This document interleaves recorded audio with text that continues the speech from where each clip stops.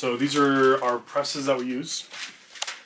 And what I like to do is I like to have my temperature at 170.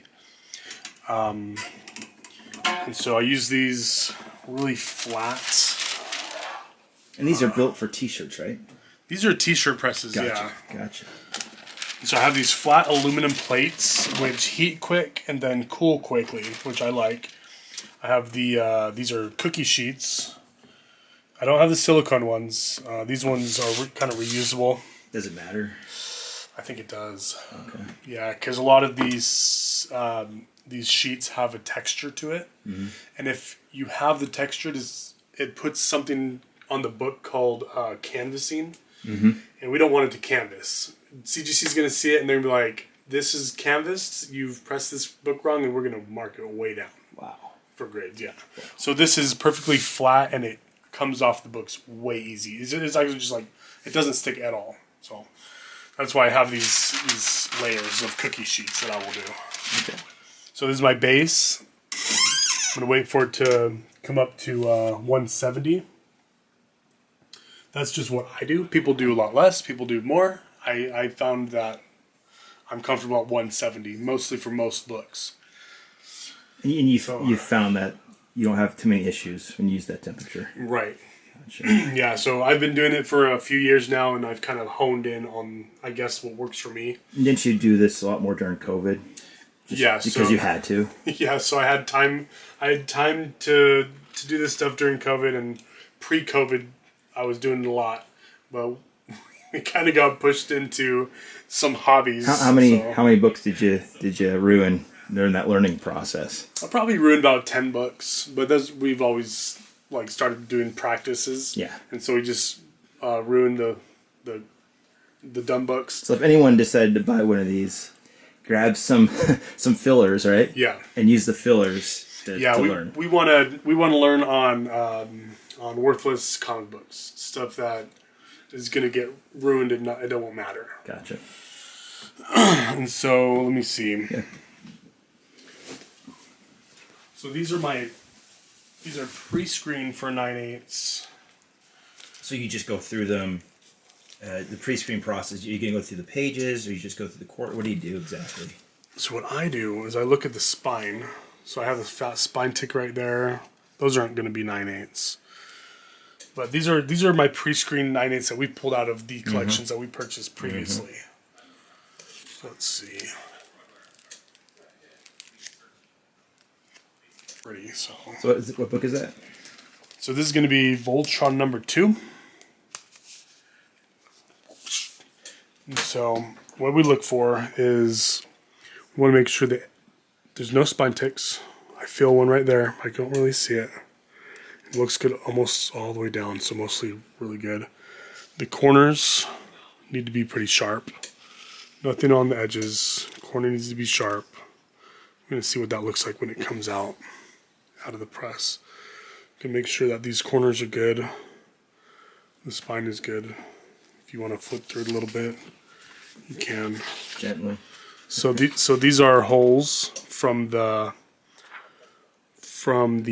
press or from the printing press, and those are grabbers. So sometimes they'll put holes in the book. Sometimes some graders do grade that harshly because they'll say that the pages are ruined, but really you can't really do anything about it. No. And so that's what I look for. So we're sitting at about, is that 300 degrees? No, that's 170. Oh, that's top. Gotcha. So it's a set timer for 300 seconds. Nice. Okay. So you set it for 300 seconds automatically? Yeah. You know what? That's not going to work. So we have here just a little bit of a dip out of there. Oh yeah. So that's not going to make a 9/8. Okay. So I have to cancel that. Get another one. Oh yeah. Keep these ones up just for inspiration in the background, right? Yeah, they're just cool to look at sometimes. Those ones you've changed to 9/8 from a 9.5. So this will be cracked open and repressed, cleaned, and then it'll be sent out. You think you could get it to 9.8? Yeah, we'll try again. Because the thing is Give that it a go. a 9.6 in that is 500 about, but a 9.8 is like 4,000. It's a good chance. So Just these pick a spine candle, ticks right? right here, I'm actually not going to send that out. I'm not even going to bother with it. Because right now we're just pre-screening for 9/8. That's going to keep it from being a 9/8. Just trying to find the right one at this point to press. Yeah. So I've already been going through these boxes super meticulously. And so now we're just trying to find one for example. So this is actually some Todd McFarlane stuff. The 319 looks okay. Has a little curves up like that. See that? That's what So you're we're trying gonna to fix right there. Yeah, we're gonna fix that. Nice example though. And so it looks pretty good. There's no spine ticks. So that's actually a really good candidate. Perfect. That's what we're gonna do. So I have these metal plates. Looks a little bit scratched up, but it's perfectly smooth. So we just Where do you find something like that? I actually had to buy it online from a metal shop. Yeah, Oh, wow. they're not that cheap, surprisingly. So I put it in the first cover. Then I just put it in there. Center it if you want to check that out. I did. Centered to the actual machine. Yep. Gotcha. Make sure that everything is looking good. Everything is going to be flat. Nothing's going to be creased. Got the cookie sheet over that. Yep. I just take another one of these, put it right over. Lots of protection on that book. Yeah. And so what I do is I need to make sure that this is getting enough pressure. So I press it by feeling how much pressure I'm putting on. That's going to be too much, so I loosen it up a little bit. There you go. Pretty hard, right? Very cool, yeah. Then I set mine for 300 seconds. I don't know what that is, 5 minutes or something like that, right? So I let it beep, and we'll turn it over when it's done, and we'll show you. Okay. To show it, back it up. Okay. So what we can do, That's page number 1. should be probably using gloves. Is that these pretty are hot? Pretty hot. You'd recommend using gloves, though. Yeah. Okay. So this is what it looks like when it's hot and wants to curl up and stuff and be all weird. Don't freak out over that. So what I do, get that loose, right? Then we want to get on the other cover on the other side. Make sure the corners are good.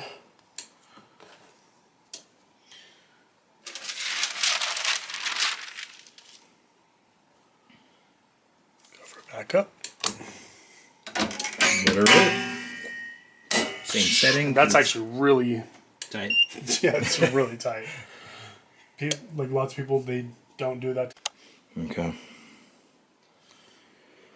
So you're saying that there's a difference in how tight you're gonna make the machine based on the type of book, right? Yeah, so this book is fine to press it as pretty much as hard as you want. The staples aren't going to go through because I have the metal plate and stuff.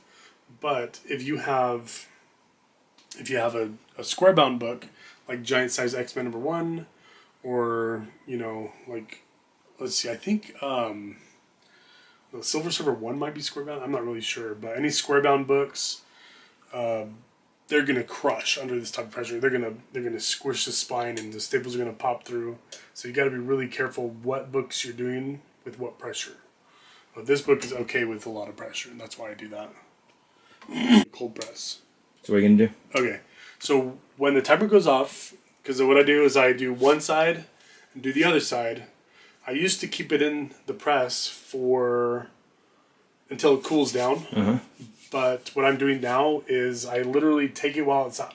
I take it out while it's hot, and I put it over to a cold press, and that's what those are. Those are cold press slabs, and I use sheets with that too. Interesting. And I will show you. Well, I'll show you when it happens. So we still have a couple minutes on this, and then we'll throw it over there. Finished 9/8 potentials. You think they will be done? Potentially they're 9/8. So I got some.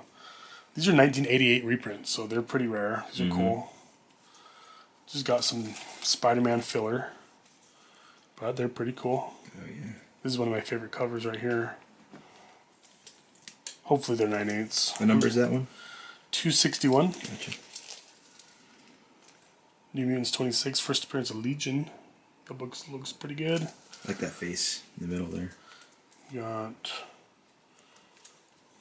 I think that's one of the Venom cameos or something, like Spider-Man or a symbiote suit story, something like that. Got Web of Spider-Man. Those are pretty cool. Two of them. Then Punisher #1. That's a really cool cover. Wow. So we're going to cut this a little bit early because it's already been hot and pressing. So we're going to transfer this over to a cold press. It's pretty, if it looks all weird, don't worry about it. Don't freak out.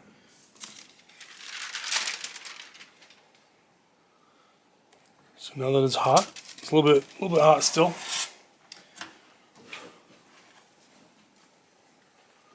Slip that on off. Center it on that cold press. They're just these blocks.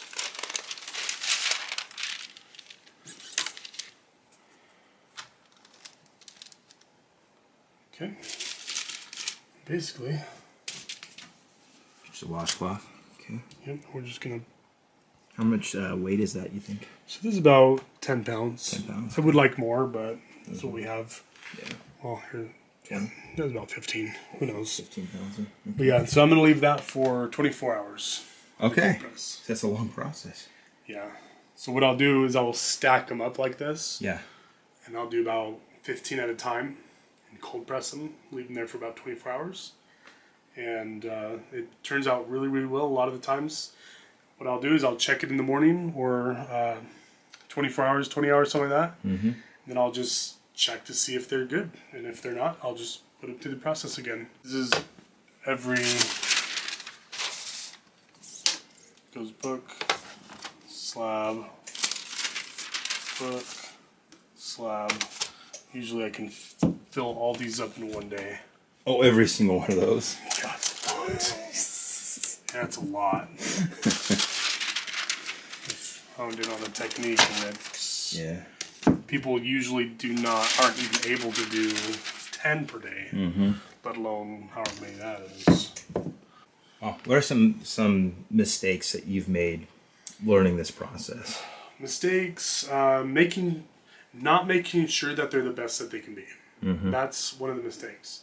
Because CGC, what they'll do is they'll just put it through their process, and they'll just do it one time, quick press, and just put it through, right? But we have the ability to make sure that they're how we want it, and we can keep doing it until it's done and it's the best it's going to be. Try not to feel rushed when you're doing it, right? You don't want to be. Definitely not feel rushed. That's 24 hours. That's a good amount of time. Yeah. So make sure that we're doing it right and the best that it can be, and you'll be good. Wow. So yeah, big mistake is rushing the process and not double checking your work. So before we talked about just making sure that you practice. If you want to do this yourself, don't just buy a t-shirt press and start going to town. Learn the proper way to do it, and learn through some cheaper, filler books. So. Yeah, definitely. And a lot of times people use like moisture chambers. All you gotta do is get like a little bin of water, like a little bit of water on the bottom, have a little rack in there, and you let the book soak in the moisturized air.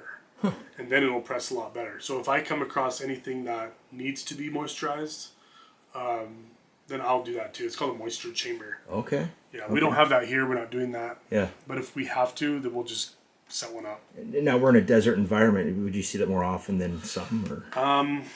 Really, it just depends on what book it is and what condition. If it's an older book like Golden Age and it's just needs a spine roll taken out. Yeah. And it has other like weird bends and whatever else. You want to put it in a moisture chamber before you press it, because it makes it malleable, and you put it however you want it, and then it'll press and stay that way. Okay. Maybe we could do a different video. For a moisture chamber. That's awesome. Yeah, that's very cool. Interesting. Now I know you buy various collections. Yep. Is there any way someone can get a hold of you when they'd want to potentially sell their collection? Yeah, absolutely. So it's Dave and I. So my name is Clifford. And our email addresses are cliffordlittle@gmail.com. Actually, you can just text or email that one, or texts. I don't know if we want to put our phone numbers online. I don't really care. But you can email me or email Jake through YouTube. At info@letsgoresell.com. Sure. Yep. Yeah, we can do that. And cool. we pay fair. We try to identify what there is so that everybody feels comfortable. So if anybody has any collections that they want to sell, then let's both try to make some money, So it should be good. Awesome. Hey, thank you so much. You're welcome.